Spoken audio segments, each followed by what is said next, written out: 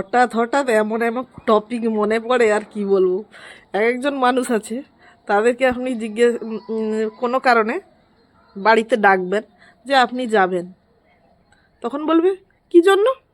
এখন কি সেখানে মেলা না পুজো না কি? কিছুই তো নয়, তাহলে যাব কি জন্য? যখনই আপনার বাড়ির পাশে কোনো একটা মেলা বসলো বা পুজো হলো আপনার বাড়িতে, তখন ডাকবেন, তখন বলবে দূর, এই এত চারদিকে মাইক বাজবে আর আত্মীয় স্বজন ঘর ভর্তি থাকবে, না না এখন নয়। যখন ঘর ফাঁকা থাকবে, অত লোকজন থাকবে না, আর আমার অত লোকজনও ভালো লাগে না, অত ভিড় ভাট্টার মধ্যে। লোক হালকা থাকবে, লোকজন না থাকবে, তখন বরং যাব, 4 দিন থাকবো, সেটা ভালো।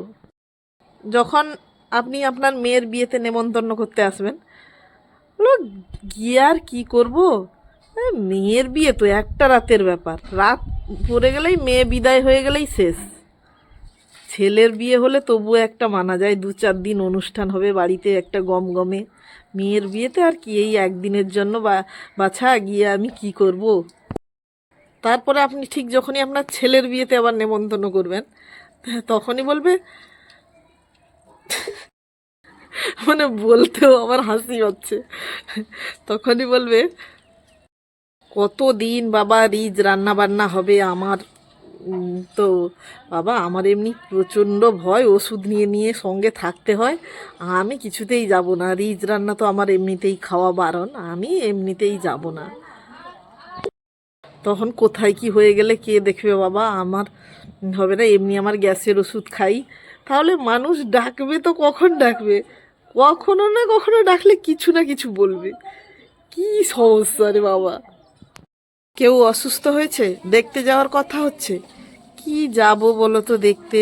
সে সুস্থ হোক, বাড়িতে যাক, তারপরে না হয় যাব দেখতে। কেউ মারা গেছে, শ্রাদ্ধে যাওয়ার কথা, লোক যখন বেঁচে থাকতে গেলাম না, মরে যেতে কি আর যাব শ্রাদ্ধে? সেই তো শ্রাদ্ধে যাওয়া, দুটো খাওয়া, আসা, কি আর যাব। মানে বুঝতে পারি না কিভাবে মানুষকে যে এই ভেবে যাওয়া যায় কিছু না কিছু। হ্যাঁ, আর শুনে আর শুধু ভাবি যে কখন কি কথা বলছে, যখন যেটা পাচ্ছে যেখানে মানাবে সেইখানে বসিয়ে দিচ্ছে। আসলে তার হয়তো যাওয়ার ইচ্ছে নেই,